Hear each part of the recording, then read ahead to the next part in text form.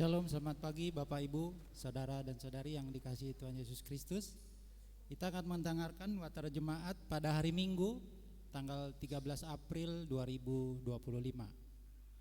Majelis Jemaat mengucapkan selamat datang dan selamat beribadah kepada seluruh pengunjung kebaktian ini.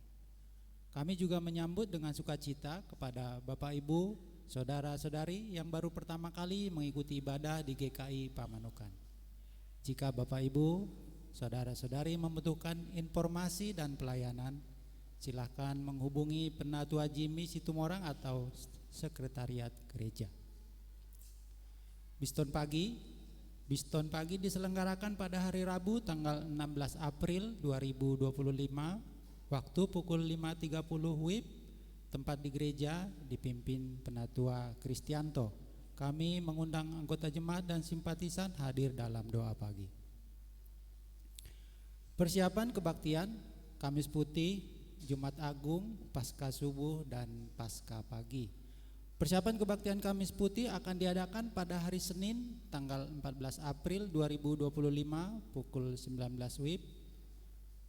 Persiapan kebaktian Jumat Agung diadakan pada hari Selasa tanggal 15 April 2025 pukul 19 WIB. Persiapan kebaktian Paskah Subuh dan Paskah Pagi diadakan pada hari Rabu tanggal 16 April 2025 pukul 19 WIB. Bertempat di gereja, dimohon agar majelis jemaat, anggota jemaat dan simpatisan yang bertugas melayani hadir dalam persiapan kebaktian ini. Kebaktian Kamis Putih dan Jumat Agung diselenggarakan pada hari Kamis 17 April 2025 pukul 18 WIB. Kebaktian Jumat Agung diselenggarakan pada hari Jumat tanggal 18 April 2025 pukul 17 WIB, dilayani oleh Bapak Otnil Hakim Gultom. Kami mengundang anggota jemaat dan simpatisan hadir dalam kebaktian ini. Kebaktian Paskah Subuh dan Paskah Pagi. Kebaktian Paskah Subuh diselenggarakan pada hari Minggu tanggal 20 April 2025 pukul 5 WIB. Kebaktian Paskah Pagi diselenggarakan pada hari Minggu tanggal 20 April pukul 9 WIB, dilayani oleh Pendeta Yohanes Bambang Mulyono dari Universitas Maranatha. Kami mengundang anggota jemaat dan simpatisan hadir dalam kebaktian tersebut. Sosialisasi Badan Beasiswa Klasis Bandung. Majelis Jemaat akan kembali mengadakan sosialisasi BBKB Badan Beasiswa Klasis Bandung yang dilaksanakan pada hari ini, hari Minggu tanggal 13 April 2025, waktunya setelah kebaktian. Bertempat di gereja, kami mengundang anggota jemaat yang ingin atau mau mendapatkan informasi soal Badan Beasiswa ini hadir dalam kegiatan tersebut. Rapat Panitia Paskah. Panitia Paskah akan mengadakan rapat pada hari ini tanggal 13 April 2025, waktunya setelah kebaktian selesai. Tempat di gereja, kami mengundang seluruh Panitia Paskah hadir dalam kegiatan tersebut. Bina Penatua dan Badan Pelayanan. Bina Penatua dan Bina Badan Pelayanan untuk Komisi Anak, Komisi Remaja, Komisi Dewasa, dan Komisi Lansia akan diadakan pada hari Minggu tanggal 27 April 2025, waktunya setelah kebaktian. Tempat di gereja dibawakan oleh Pendeta Yosafat Simatupang. Kami mengundang seluruh penatua dan pengurus badan pelayanan hadir dalam pembinaan tersebut. Perjamuan kudus diberitahukan kepada segenap anggota jemaat bahwa pada hari Minggu tanggal 27 April 2025 pukul 9 WIB, majelis jemaat akan mengadakan pelayanan sakramen perjamuan kudus. Untuk menyambut dan ikut serta dalam perayaan itu, marilah kita mempersiapkan diri secara bersama-sama. Jika Bapak Ibu masih menyimpan kartu perjamuan kudus, mohon agar mengembalikan kepada penatua atau sekretariat gereja. Persembahan Paskah. Dalam rangka Masa Raya Paskah 2025, Majelis Jemaat telah menentukan anggaran Paskah sebesar 4 juta rupiah. Kami mengimbau atau mengingatkan bagi Bapak Ibu anggota jemaat dan simpatisan yang hendak memberikan persembahan Paskah, majelis jemaat telah menyediakan amplop persembahan di depan pintu masuk gereja. Untuk persembahan umat yang masuk dari tanggal 5 sampai 10 April 2025 totalnya Rp6.498.000. Sekian warta jemaat hari ini.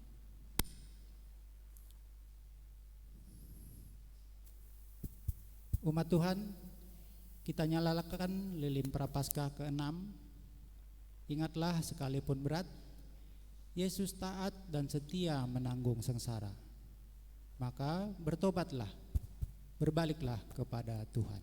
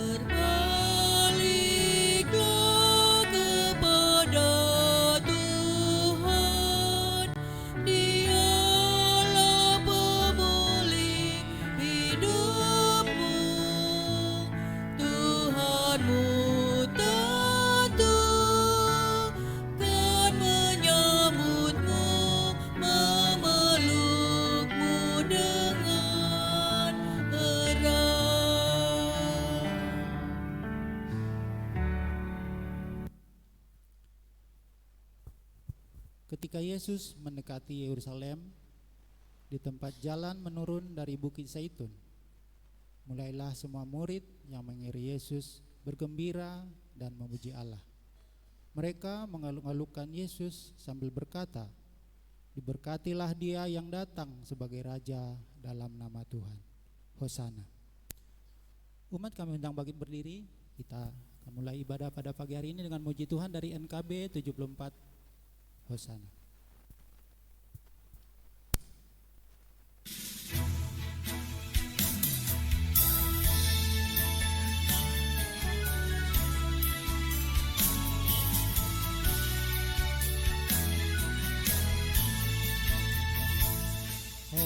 Hosana, Hosana, Hosana,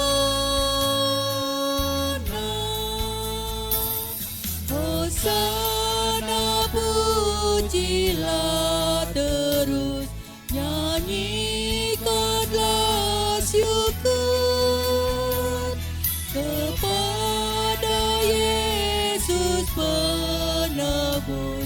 Dendangkanlah mazmur, Hosana, berkumandanglah, dengarkan suaranya. Hai putra putri, nyanyilah bersama malaknya. Hai putra putri, nyanyilah suaramu, angkatlah. Hai putra putri, nyanyilah bersama malaknya.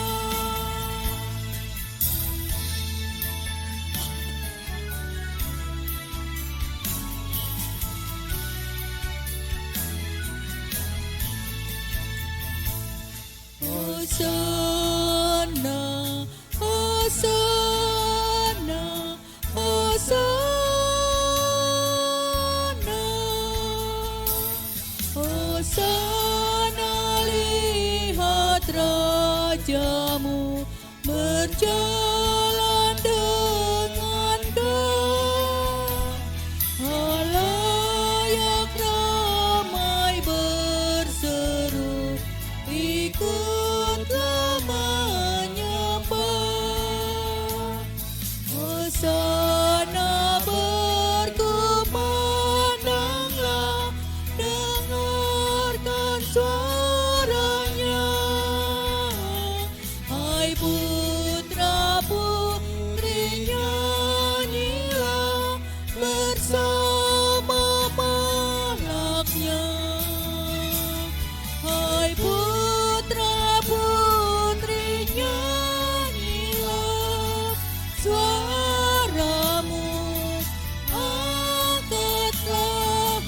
putra-putri nyanyilah bersama malaknya.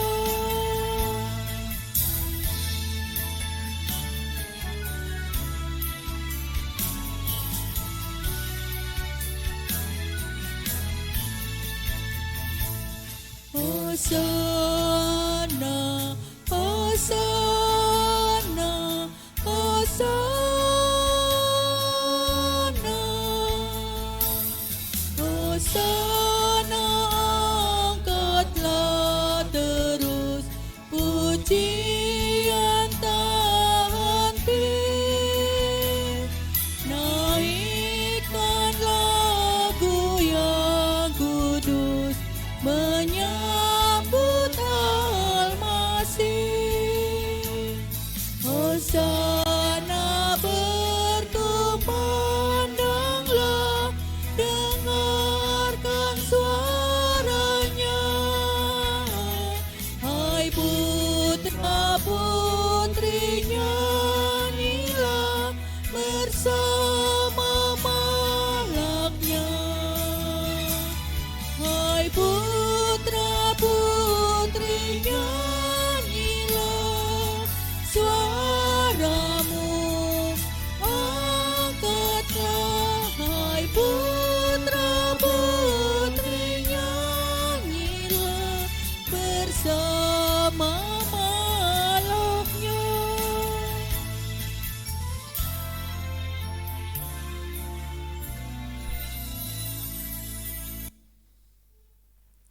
Pertolongan kita adalah dalam nama Tuhan yang menjadikan langit dan bumi.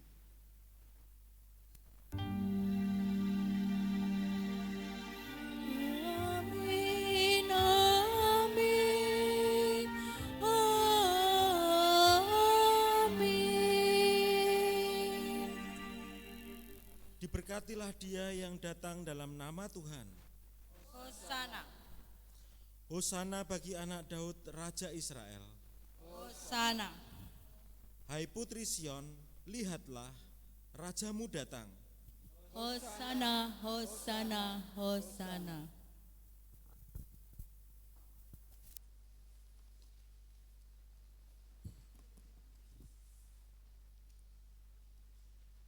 Salibkan dia, salibkan dia, seruan yang menuduh.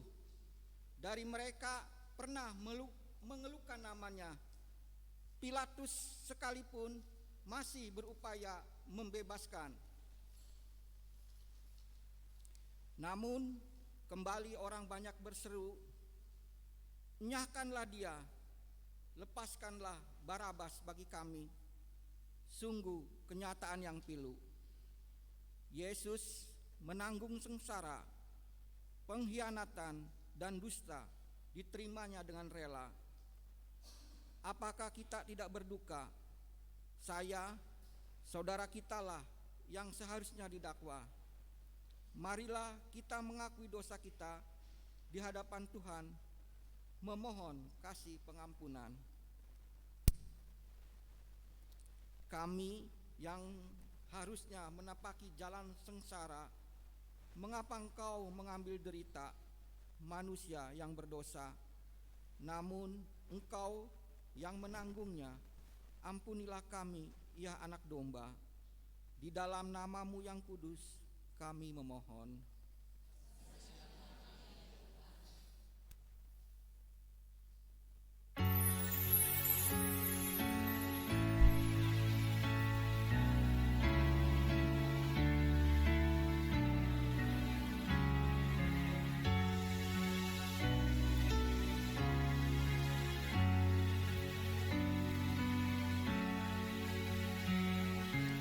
Yesus Tuhan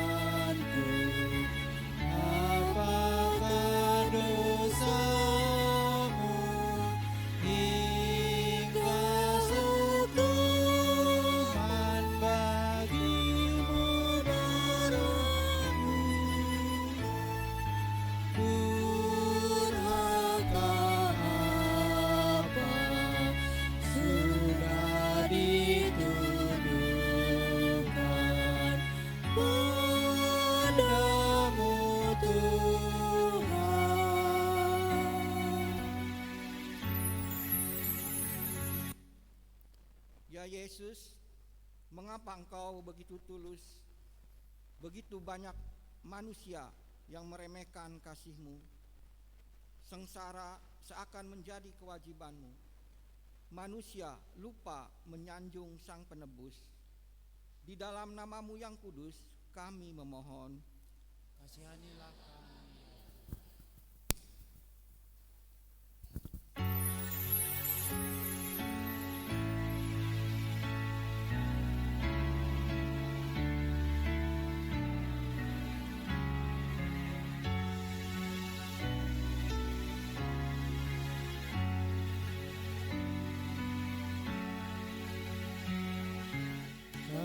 Kasih sempurna, rahmat tak terhingga, Kau menjalani siksa maut hina. Aku terbawa dunia sukacita, Kau menderita.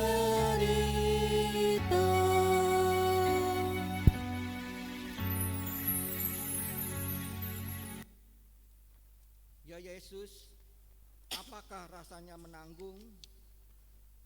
Kami hanya tahu rasanya terluput. Ajar kami untuk melihat anugerah-Mu dalam kabung, supaya kami sadar akan bahaya maut.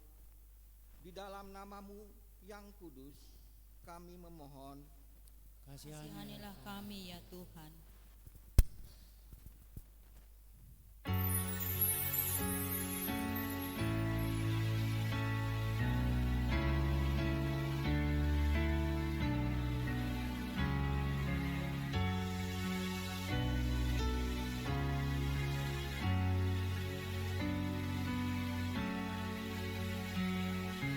Jadi kehendakmu taat dan setia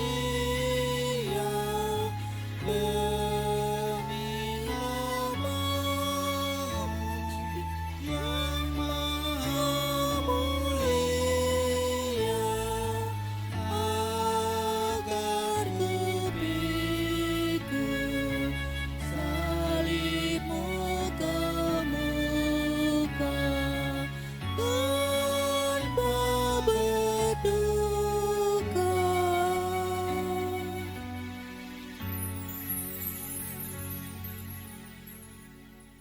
Kami memohon umat untuk berdiri.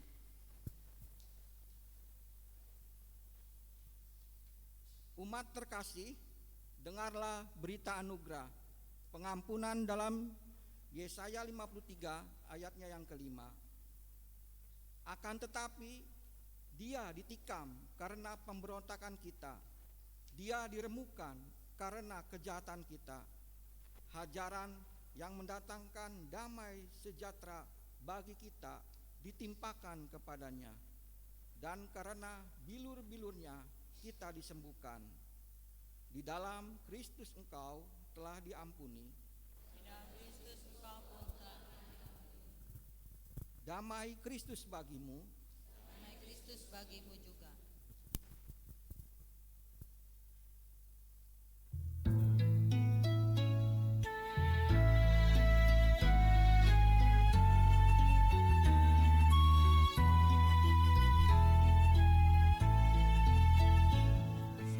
Segala kemuliaan bagimu penebus, pun suara anak-anak memuji di Kau terus. Hosana Raja kami, Hosana anak dan utusan Tuhan Allah, mubaraklah Engkau.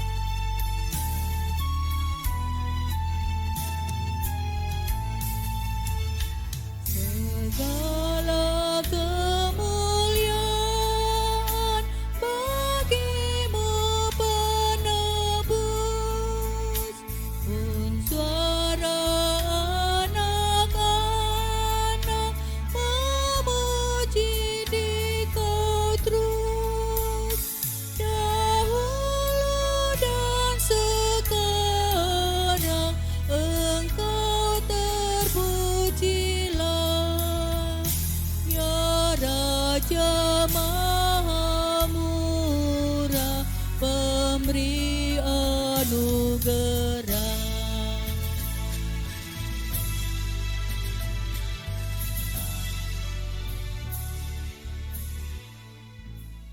Mari saudara-saudara kita bersama-sama kita mempersiapkan hati diri kita dalam kita mendengarkan firman Tuhan.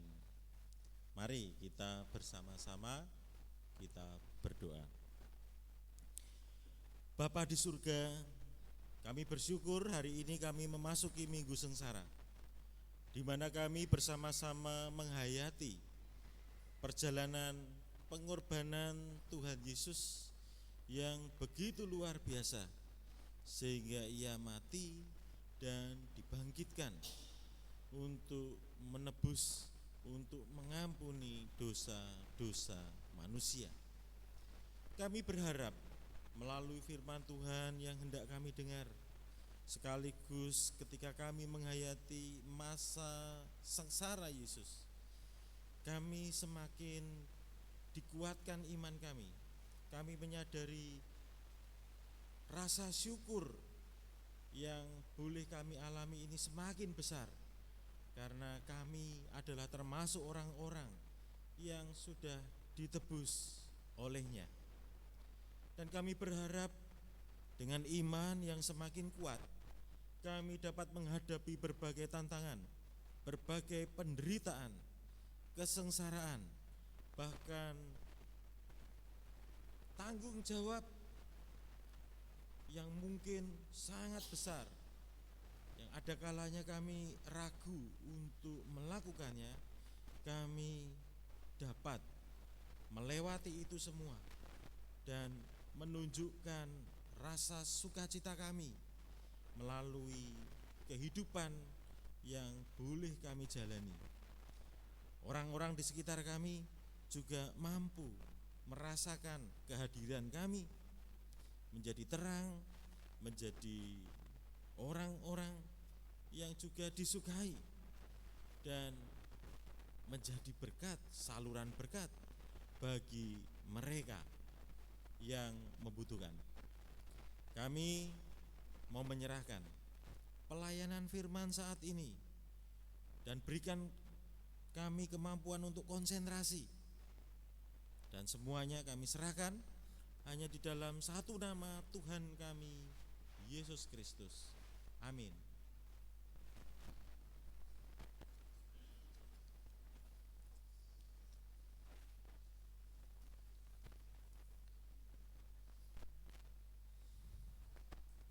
Bacaan pertama menurut Yesaya 50 ayat 4 sampai 9a.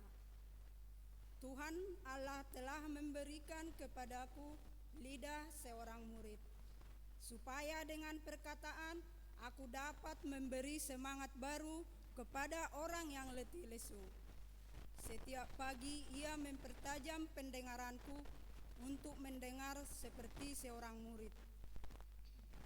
Tuhan Allah telah membuka telingaku, dan aku tidak memberontak, tidak berpaling ke belakang. Aku memberi punggungku kepada orang-orang yang memukul aku, dan pipiku kepada orang-orang yang mencabut janggutku. Aku tidak menyembunyikan mukaku ketika aku dinodai dan diludahi. Tetapi Tuhan Allah menolong aku. Sebab itu aku tidak mendapat noda. Sebab itu aku meneguhkan hatiku seperti keteguhan gunung batu, karena aku tahu bahwa aku tidak akan mendapat malu. Dia yang menyatakan aku benar telah dekat. Siapakah yang berani berbantah dengan aku? Marilah kita tampil bersama-sama. Siapakah lawanku berperkara? Biarlah ia mendekat kepadaku. Sesungguhnya Tuhan Allah menolong aku. Siapakah yang berani menyatakan aku bersalah? Demikianlah sabda Tuhan. Syukur kepada Allah. Marilah kita menanggapi bacaan tadi dengan menyanyikan Mazmur 31 ayat 10 hingga 17.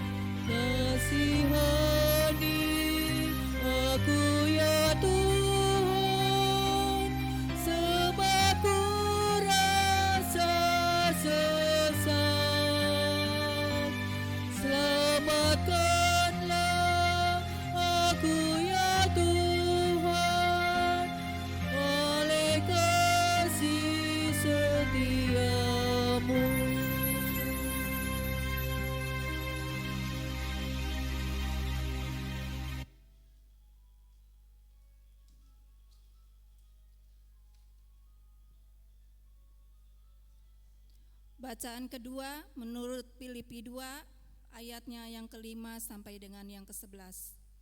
Bacaan kedua menurut Filipi 2 ayat kelima sampai dengan yang ke-11.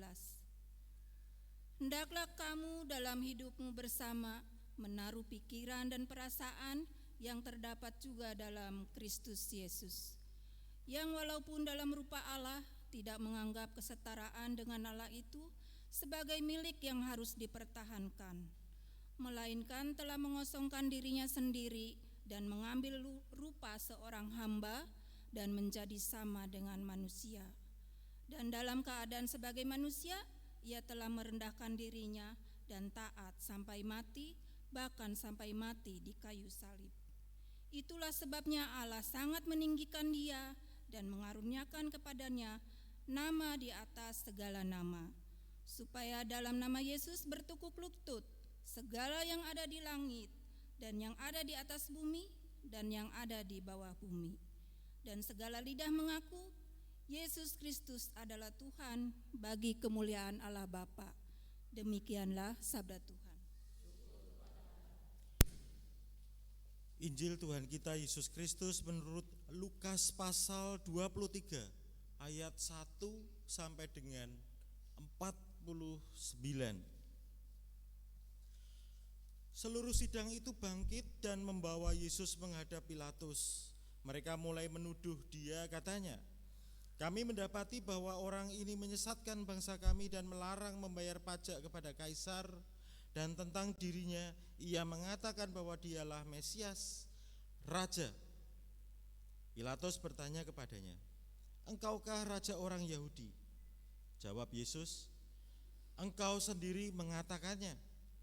Kata Pilatus kepada imam-imam kepala dan seluruh orang banyak itu, "Aku tidak mendapati kesalahan apapun pada orang ini." Namun mereka makin kuat mendesak, katanya, "Ia menghasut rakyat dengan ajarannya di seluruh tanah orang Yahudi, mulai dari Galilea dan sampai ke sini." Ketika Pilatus mendengar itu, ia menanyakan apakah orang itu seorang Galilea. Ketika ia tahu bahwa Yesus seorang dari wilayah Herodes, dikirimnya dia menghadap Herodes yang pada hari-hari itu ada juga di Yerusalem. Ketika Herodes melihat Yesus, ia sangat girang, sebab sudah lama ia ingin melihatnya, karena ia sering mendengar tentang dia dan berharap melihat Yesus mengadakan suatu tanda mujizat. Ia mengajukan banyak pertanyaan kepada Yesus, tetapi Yesus tidak memberi jawaban apapun.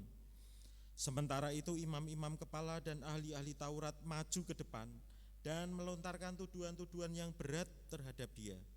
Bahkan Herodes dan pasukannya menghina dan mengolok-olok dia. Ia mengenakan jubah kebesaran kepadanya, lalu mengirim dia kembali kepada Pilatus. Pada hari itu juga bersahabatlah Herodes dan Pilatus. Sebelum itu mereka bermusuhan. Lalu Pilatus mengumpulkan imam-imam kepala dan pemimpin-pemimpin serta rakyat dan berkata kepada mereka, "Kamu telah membawa orang ini kepadaku sebagai seorang yang menyesatkan rakyat. Lihat, aku telah memeriksanya di hadapan kamu, dan dari kesalahan-kesalahan yang kamu tuduhkan kepadanya, tidak ada yang kudapati padanya." Herodes juga tidak menemukan kesalahan apapun, sebab ia mengirimkan dia kembali kepada kami.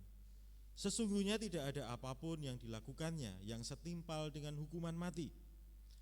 Jadi aku akan mencambuk dia lalu melepaskannya. Ia memang wajib melepaskan seorang bagi mereka pada hari raya itu. Namun mereka berteriak bersama-sama, "Enyahkanlah dia, lepaskanlah Barabas bagi kami." Barabas ini dijebloskan ke dalam penjara berhubung dengan suatu pemberontakan yang telah terjadi di dalam kota dan karena pembunuhan. Sekali lagi Pilatus berkata kepada mereka karena ia ingin melepaskan Yesus. Namun mereka berteriak membalasnya, "Salibkan dia, salibkan dia." Kata Pilatus untuk ketiga kalinya kepada mereka, "Kejahatan apa yang telah dilakukan orang ini? Tidak ada kesalahan apapun yang kudapati padanya yang setimpal dengan hukuman mati. Jadi aku akan mencambuk dia lalu melepaskannya." Namun dengan berteriak mereka mendesak dan menuntut supaya ia disalibkan dan akhirnya mereka menang dengan teriakan mereka. Lalu Pilatus memutuskan supaya tuntutan mereka dikabulkan. Ia melepaskan orang yang dijebloskan ke dalam penjara karena pemberontakan dan pembunuhan itu sesuai dengan tuntutan mereka, sedangkan Yesus diserahkannya kepada kemauan mereka. Ketika mereka membawa Yesus, mereka menahan seorang yang bernama Simon dari Kirene yang baru datang dari luar kota. Lalu mereka meletakkan salib itu di bahunya supaya dipikulnya sambil mengikuti Yesus. Sejumlah besar orang mengikuti dia, termasuk banyak perempuan yang menangisi dan meratapi dia. Yesus berpaling kepada mereka dan berkata, "Hai putri-putri Yerusalem, janganlah menangisi aku, melainkan tangisilah dirimu sendiri dan anak-anakmu. Sebab lihat, akan tiba masanya orang berkata, berbahagialah perempuan mandul dan yang rahimnya tidak pernah melahirkan dan yang susunya tidak pernah menyusui. Lalu orang akan mulai berkata kepada gunung-gunung, runtuhlah menimpa kami, dan kepada bukit-bukit timbunilah kami. Sebab jikalau orang berbuat demikian dengan kayu basah, apakah akan yang terjadi dengan kayu kering?" Digiring juga dua orang lain, dua penjahat untuk dihukum mati bersama-sama dengan dia. Ketika mereka sampai di tempat bernama Tengkorak, mereka menyalibkan Yesus di situ dan juga kedua orang penjahat itu, yang seorang di sebelah kanannya dan yang lain di sebelah kirinya. Yesus berkata, "Ya Bapa, ampunilah mereka, sebab mereka tidak tahu apa yang mereka perbuat." Lalu mereka membuang undi untuk membagi pakaiannya. Umat berdiri di situ dan melihat semuanya, tetapi pemimpin-pemimpin mengejek dia, katanya, "Orang lain ia selamatkan, biarlah sekarang ia menyelamatkan dirinya sendiri, jika ia adalah Mesias, orang yang dipilih Allah." Juga prajurit mengolok-olok dia sambil maju dan menawarkan anggur asam kepadanya dan berkata, "Jika engkau raja orang Yahudi, selamatkanlah dirimu." Juga ada tulisan di atas kepalanya, "Inilah raja orang Yahudi." Salah seorang penjahat yang digantung itu menghujat dia, katanya, "Bukankah engkau Mesias? Selamatkanlah dirimu dan kami." Namun yang lain menegur dia, "Tidakkah engkau takut kepada Allah, sebab engkau menerima hukuman yang sama? Kita memang selayaknya dihukum, sebab kita menerima balasan yang setimpal dengan perbuatan kita. Tetapi orang ini tidak berbuat sesuatu yang salah." Lalu ia berkata, "Yesus, ingatlah aku apabila engkau masuk ke dalam kerajaanmu." Kata Yesus kepadanya, "Sesungguhnya aku berkata kepadamu, hari ini juga engkau akan ada bersama-sama dengan aku di dalam Firdaus." Ketika itu hari sudah kira-kira jam 12 dan kegelapan meliputi seluruh negeri itu sampai jam 3. Sebab matahari tidak bersinar, tabir bait suci terkoyak menjadi 2. Lalu Yesus berseru dengan suara nyaring, "Ya Bapa, ke dalam tanganmu kuserahkan nyawamu, kuserahkan nyawaku." Sesudah berkata demikian, ia mengembuskan napas terakhir. Ketika kepala pasukan melihat apa yang terjadi, ia memuliakan Allah, katanya, "Sungguh orang ini orang benar." Sesudah seluruh orang banyak yang datang berkerumun di situ untuk tontonan itu melihat apa yang terjadi, pulanglah mereka sambil memukul-mukul dada mereka. Semua kenalan Yesus berdiri dari jauh, termasuk perempuan-perempuan yang mengikuti dia dari Galilea dan melihat semuanya itu. Demikianlah Injil Yesus Kristus. Berbahagialah mereka yang mendengarkan firman Allah dan yang memeliharanya.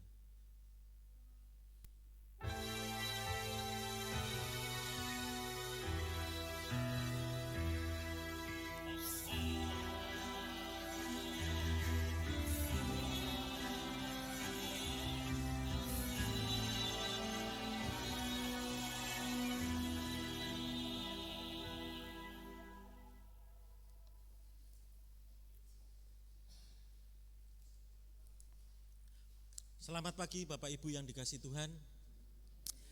Saya bertanya apakah ada di antara saudara-saudara yang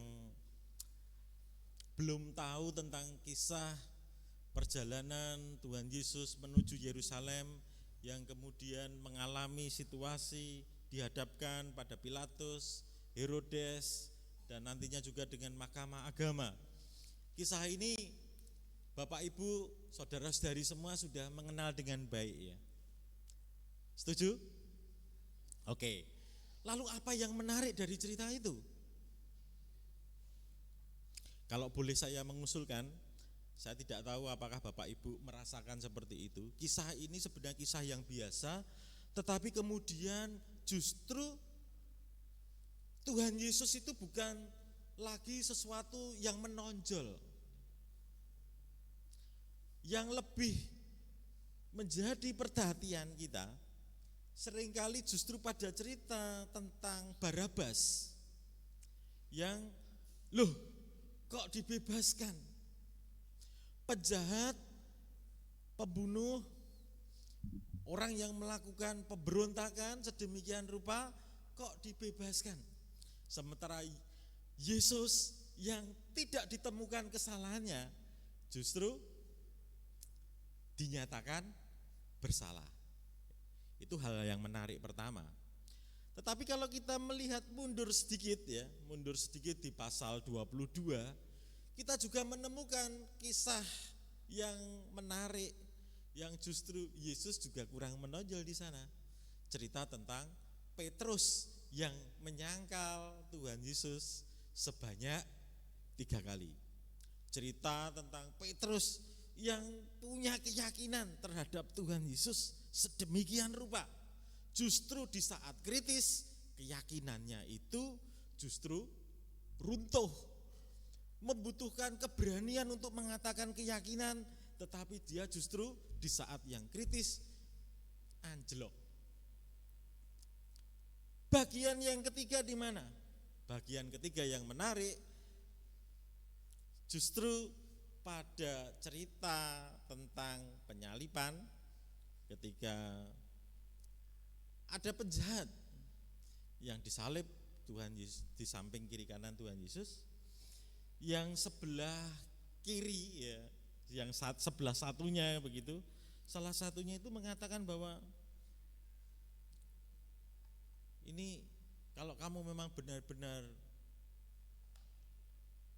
Mesias, maka kamu harusnya bisa membebaskan dirimu sendiri dan kami gitu. Justru hal-hal yang seperti ini ya, yang tidak baik ini justru yang menjadi menonjol. Coba cerita tentang penyaliban apa yang diingat?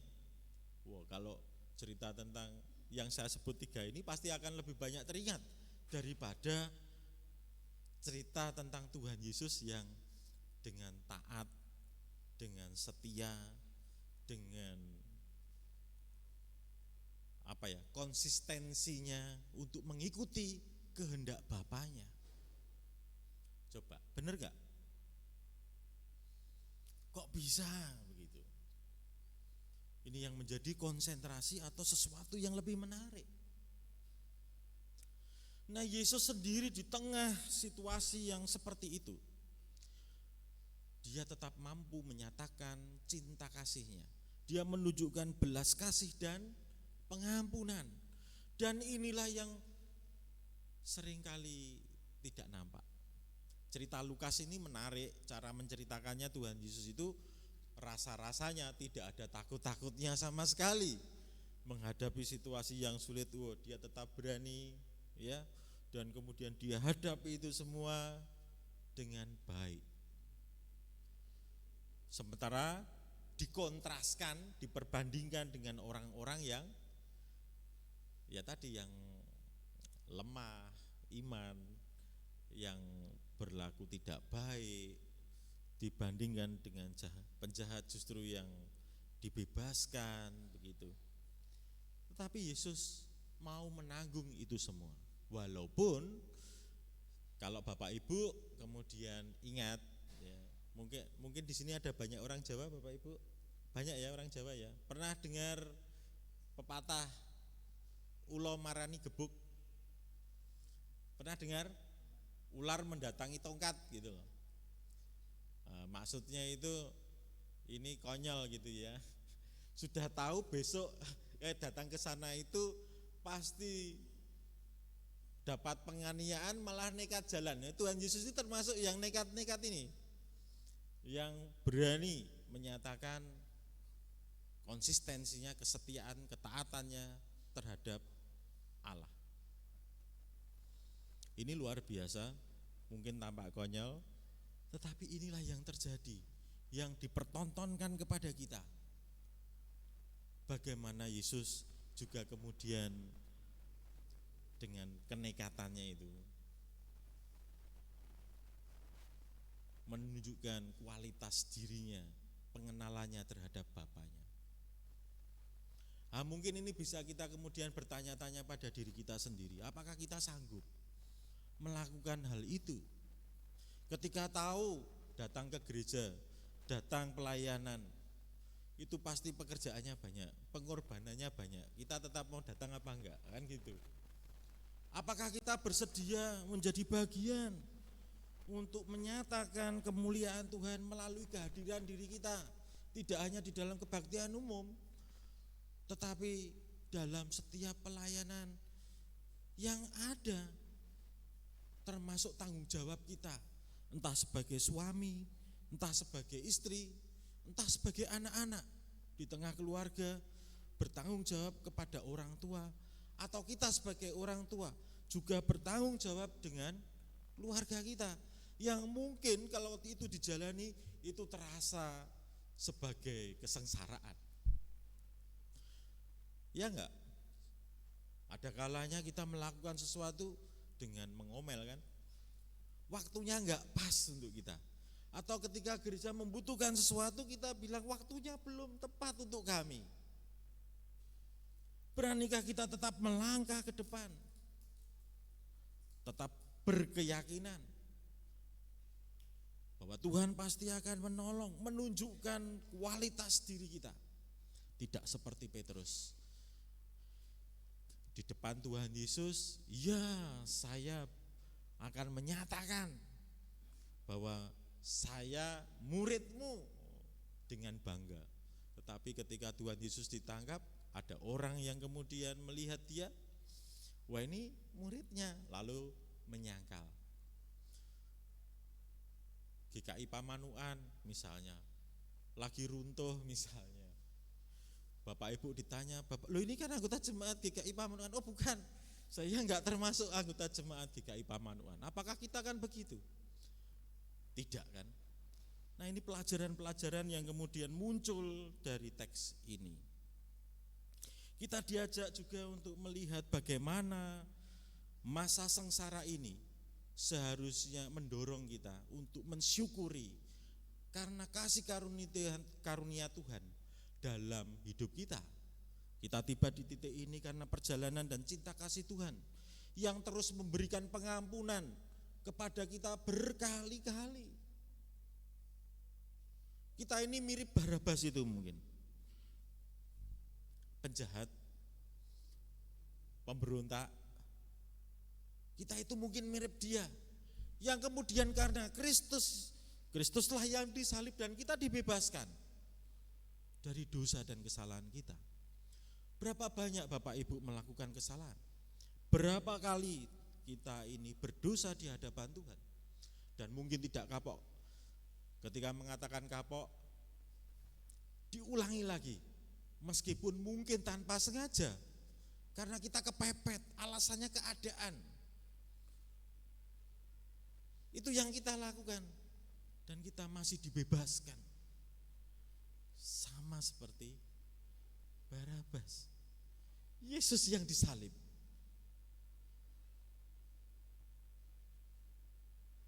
Mari kita kemudian memeriksa hidup kita. Sejauh mana kita ini sudah bertanggung jawab terhadap diri kita dan Tuhan dengan iman yang kita yakini. Ketika kita mengatakan bahwa kita ini para pengikut Kristus, Sejauh mana kita berani berkorban? Apakah sama seperti Kristus? Memberikan dirinya, memberikan nyawanya? Atau setidaknya sejauh mana kita berkorban untuk orang-orang yang kita sayangi, untuk keluarga kita di rumah?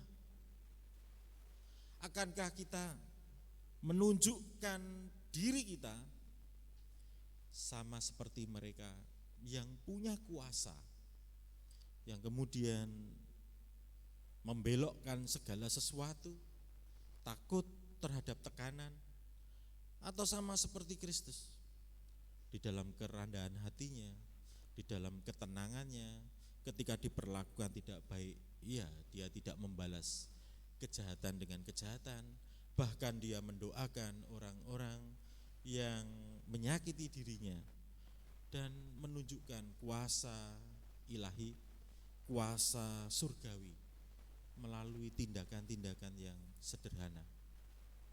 Sangat sederhana. Bapak Ibu kalau dimaki-maki tidak perlu membalas. Susahnya apa? Cuman diem loh.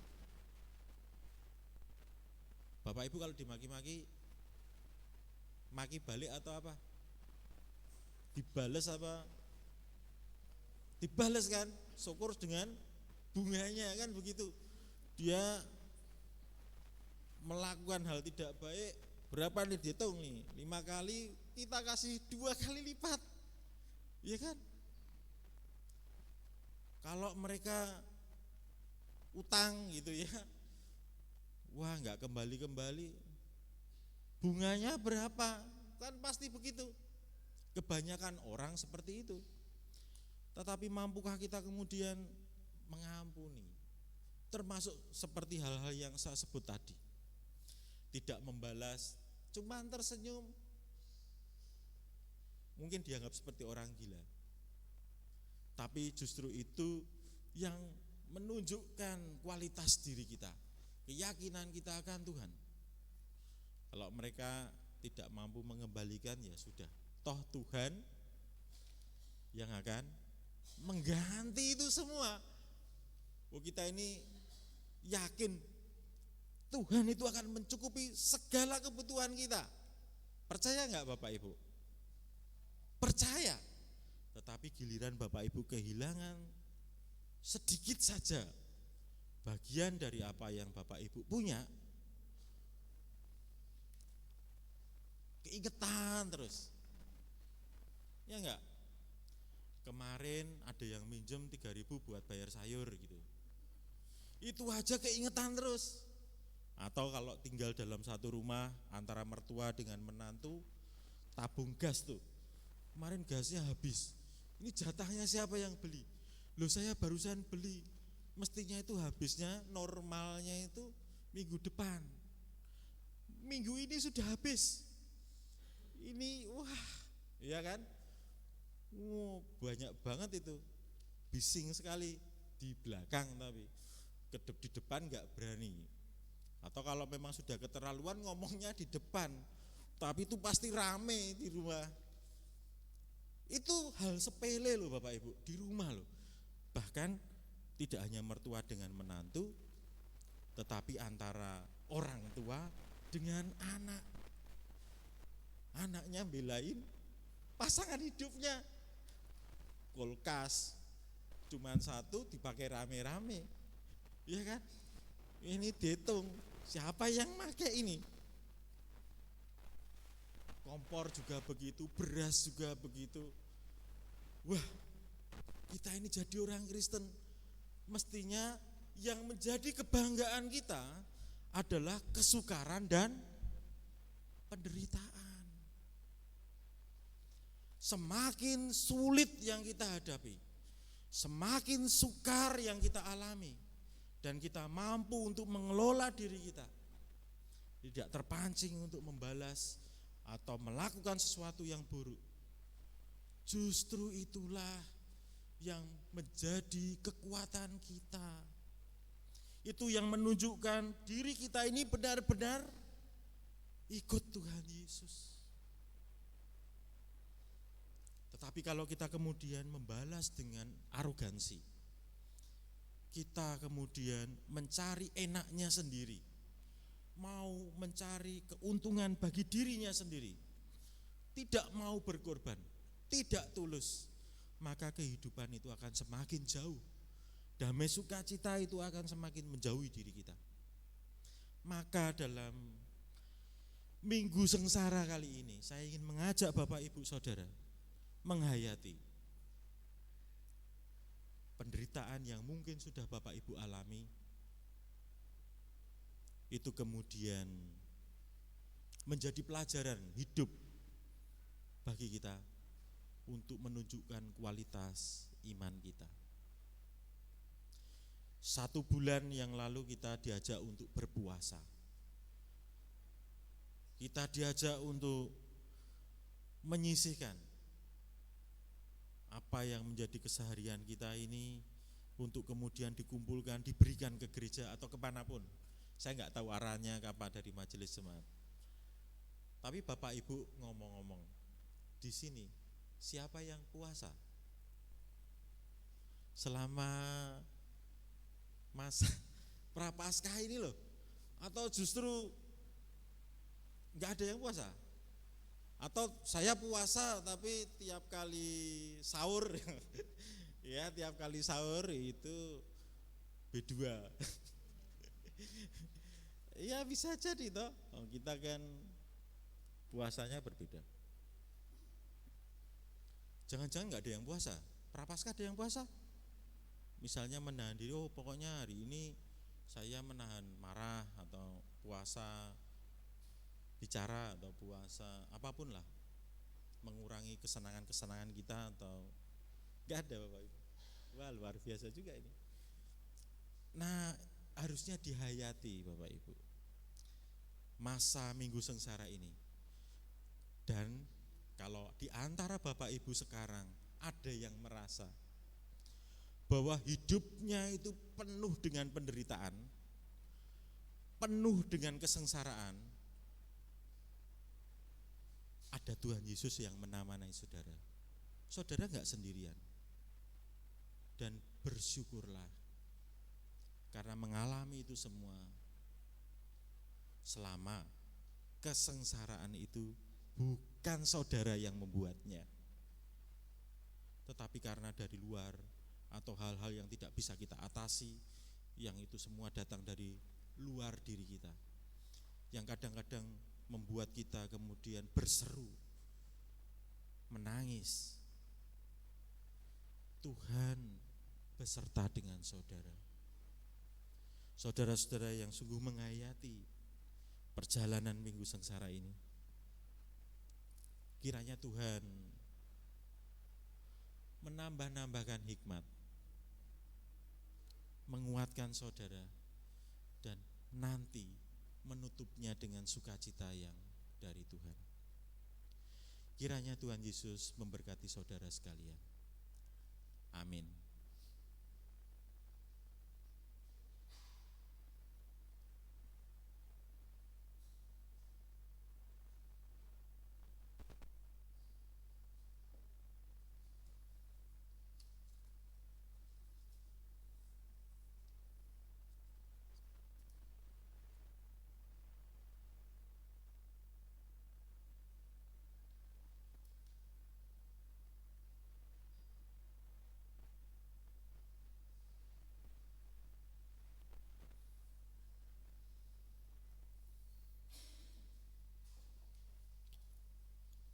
Umat kami untuk bangkit berdiri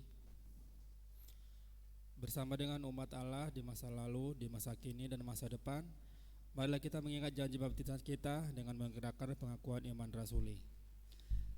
Aku percaya kepada Allah, Bapa yang Maha Kuasa, Khalik langit dan bumi, dan kepada Yesus Kristus, Anak-Nya yang tunggal Tuhan kita, yang dikandung dari Roh Kudus, lahir dari anak darah Maria, yang menderita sengsara di bawah pemerintahan Pontius Pilatus, disalibkan, mati dan dikuburkan, turun dalam kerajaan maut.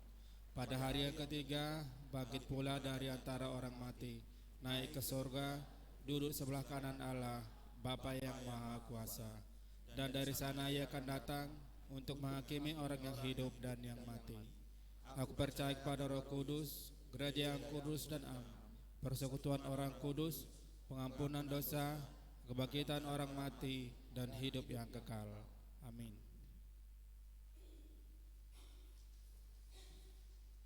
Mari kita bersama-sama.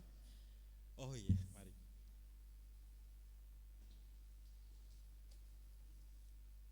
Persiapan perjamuan kudus. Pada hari Minggu 27 April 2025, kita akan merayakan perjamuan kudus. Untuk menyambut dan ikut serta dalam perayaan itu, marilah kita mempersiapkan diri bersama-sama. Pada perjamuan malam terakhir, Kristus menghendaki kita merayakan perjamuan kudus untuk mengenangnya. Mengenang Kristus berarti mengalami kehadirannya, seperti murid-muridnya dahulu mengalami kehadirannya bersama mereka. Mengenang Kristus juga berarti menyadari secara pribadi seluruh kehidupan Kristus yang diberikannya bagi keselamatan dunia.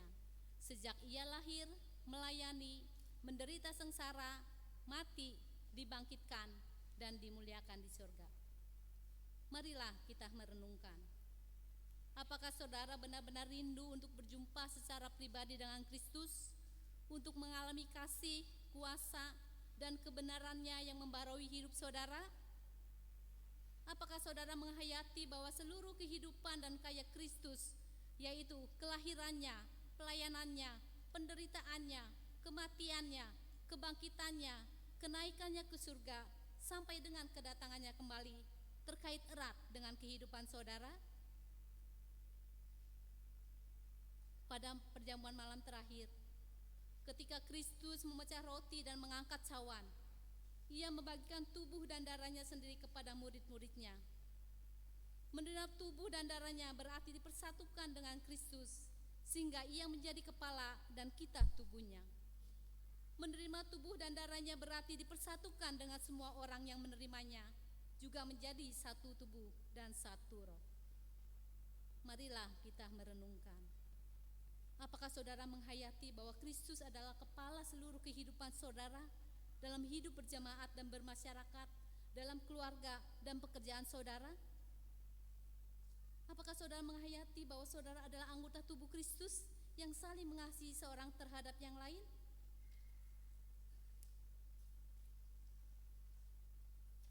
Ketika kita bersatu dengan Kristus, roti hidup yang dipecah-pecahkan bagi dunia ini, kita pun dipersatukan dalam kematian dan kebangkitan Kristus. Dipersatukan dengan Kristus berarti diutus untuk mengosongkan dan menyangkal diri, memikul salib dan mengikut Kristus. Dipersatukan dengan Kristus berarti diutus untuk memberi hidup kita demi keselamatan dunia. Marilah kita merenungkan. Apakah dalam persekutuan dengan Kristus, saudara mau berkorban dan menjadi berkat bagi sesama saudara?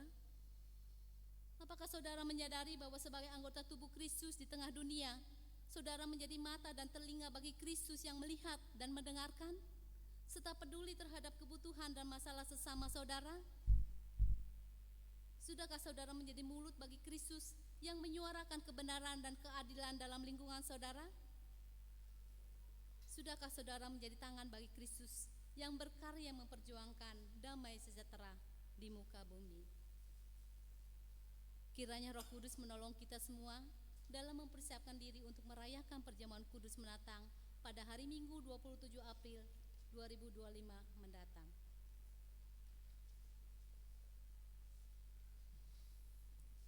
Mari saudara-saudara kita berdoa syafaat. Kita berdoa. Bapa di surga, kami bersyukur untuk pertolongan dan penyertaan Tuhan dalam pelayanan kebaktian hari ini. Kami boleh mendengarkan firman Tuhan, dan kami juga berharap firman Tuhan itu juga boleh menguatkan kami, dan kami dapat melakukannya dalam kehidupan sehari-hari, menjadi teladan, menjadi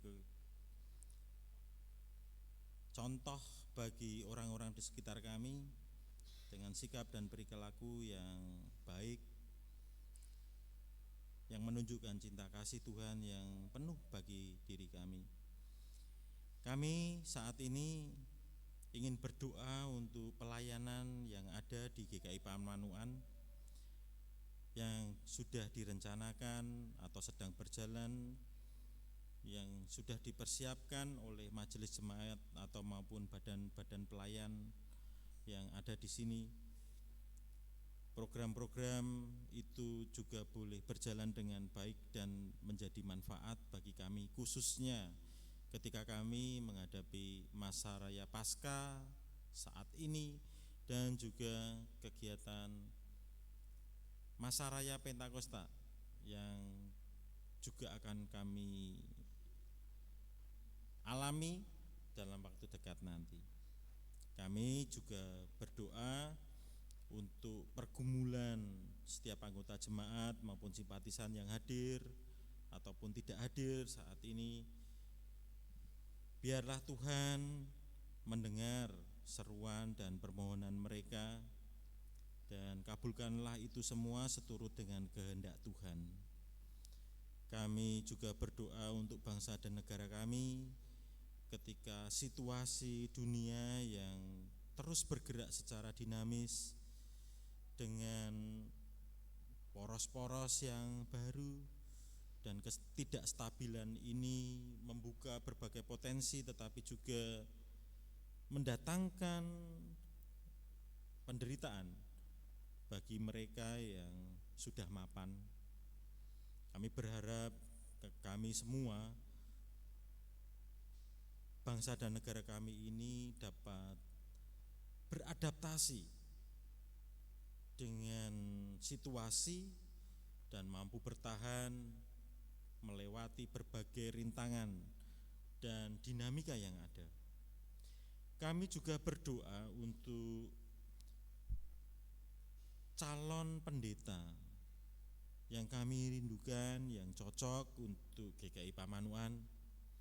Kiranya Tuhan berkenan menghadirkan saudara kami tersebut untuk membantu pelayanan bersama di tempat ini, sehingga gereja Tuhan di tempat ini juga boleh semakin dinyatakan, semakin nampak dalam tugas-tugasnya dalam menjalankan persekutuan, pelayanan, dan kesaksian, khususnya di kota Pamanukan ini. Kami juga berdoa untuk saudara-saudara kami yang sakit maupun dalam masa pemulihan. Kami berdoa untuk Bapak Johannes Walanda, Ibu Sundari, Bapak Daniel Sihaan, anak Joel, Ibu Yuliana, Bapak Sialagan, dan Saudara Samuel Sihaan. Kiranya Tuhan hadir di tengah-tengah mereka, memberikan kecukupan untuk semua kebutuhan mereka untuk mendapatkan kesehatan ataupun pemulihan itu. Dan biarlah mereka juga mampu untuk bertumbuh secara iman, semakin dewasa, dan mereka semakin menyandarkan hidup mereka hanya pada pimpinan dan penyertaan Tuhan saja. Dan kami tidak lupa, kami memohon ampun Tuhan untuk semua hal yang mungkin di dalam peribadahan hari ini ada dosa atau kesalahan yang terselip yang kami lakukan secara tidak sengaja. Dan biarlah Tuhan terus menolong dan meneguhkan iman kami. Di dalam Kristus kami berdoa, kami memohon. Amin.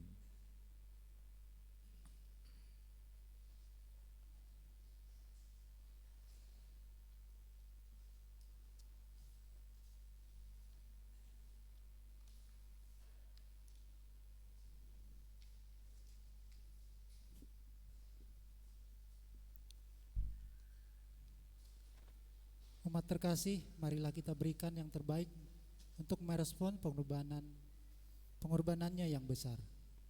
Nas persembahan menurut Mazmur 86 ayat 12 berkata, Aku hendak bersyukur kepadamu ya Tuhan Allahku dengan segenap hatiku dan memuliakan namamu untuk selama-lamanya. Sambil kantong persembahan diedarkan, kita memuji Tuhan dari NKB 178 bait 1, 2, dan 4.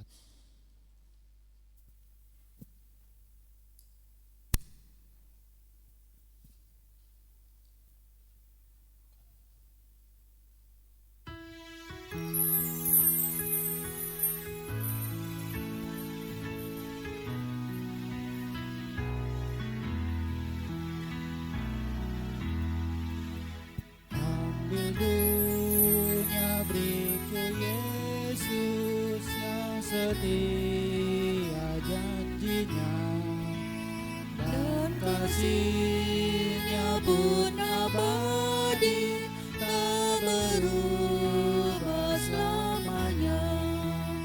Oh betapa luhur mulia, luas lebar kasih-Nya, sungguh purna tebusan-Nya, memberi hidup bakal.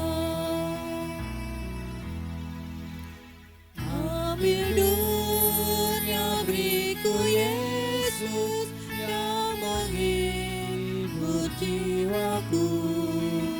Ku tetapkan memuji-Nya walau badai menyerbu.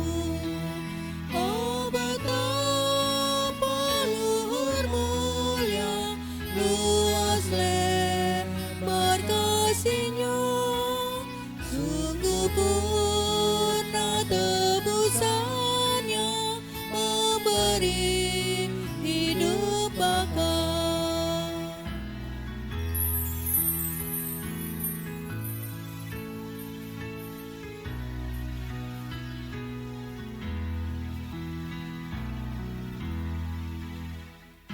Ambil dunia, beriku Yesus, ku pegang terus salib-Nya, sampai nanti makin nyata ku melihat wajah-Nya. Oh betapa luhur mulia, luas lebar kasih-Nya, sungguh purna tebusan-Nya, memberi hidup bakal. Mari kita bawa persembahan kita di dalam doa. Kita berdoa. Kami bersyukur untuk kasih-Mu yang luas, yang Kau wujudkan melalui pengorbanan-Mu. Kini kami membawa persembahan kepadamu, bukan hanya dalam bentuk materi, tetapi juga seluruh hidup yang kami persembahkan untuk karya-Mu. Terimalah ya Allah, di dalam nama Yesus Kristus Juru Selamat kami berdoa. Amin.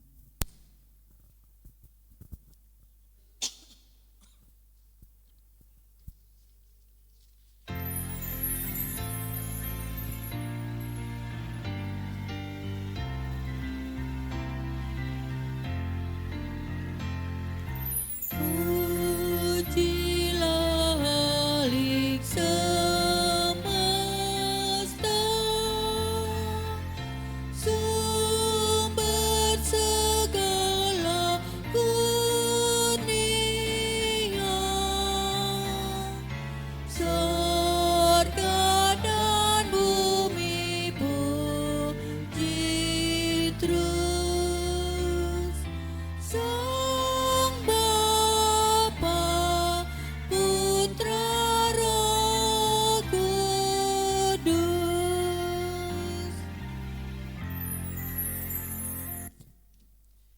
Tak seorang pun mau sengsara, namun karena kasih-Nya, Yesus mau menanggungnya bagi kita. Wartakanlah berita ini, kisah yang indah benar.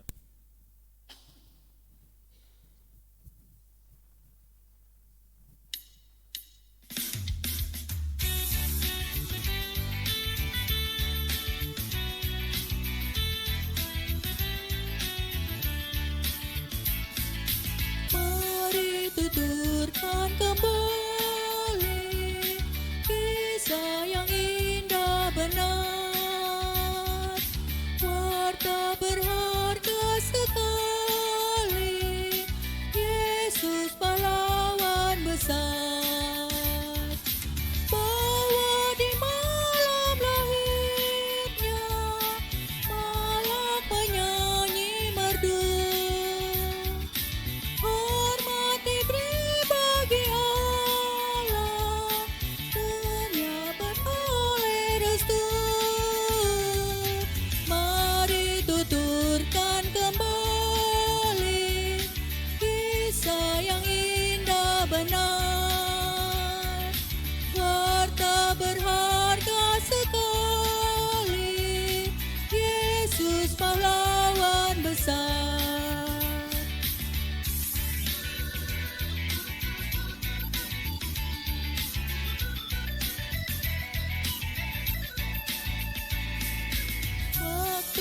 masih puasa di padang tandus gersang. Untuk dosaku digoda, tapi akhirnya menang. Mari tuturkan derita dan sengsaranya pedih. Untuk manusia yang hina, ia disiksa perih. Mari tuturkan kembali kisah yang indah benar. Warta berharga sekali, Yesus pahlawan besar.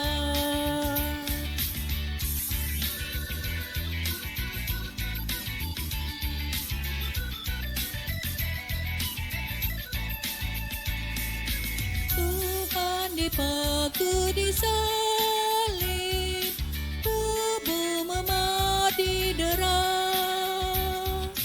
Matinya nista dan aib, lalu dikubur segera.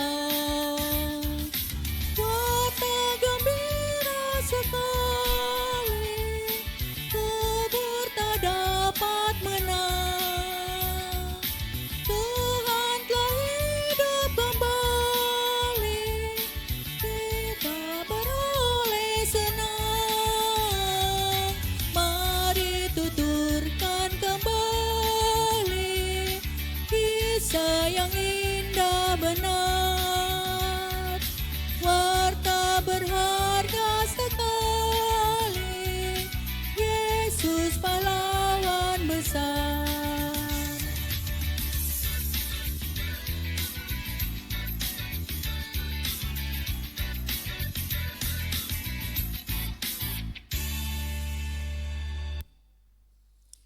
Arahkanlah hatimu kepada Tuhan. Kami mengarahkan hati kami kepada Tuhan. Jadilah saksi Kristus. Syukur pada Allah, Terpujilah Tuhan. kini dan selamanya. Pulanglah dalam damai sejahtera dan terimalah berkat Tuhan.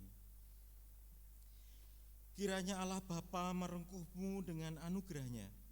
Kiranya pengorbanan Kristus menginspirasimu untuk berkorban bagi sesama.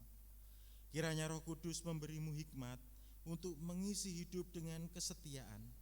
Kemuliaan bagi Allah Bapa, Anak dan Roh Kudus dari sekarang sampai selama-lamanya.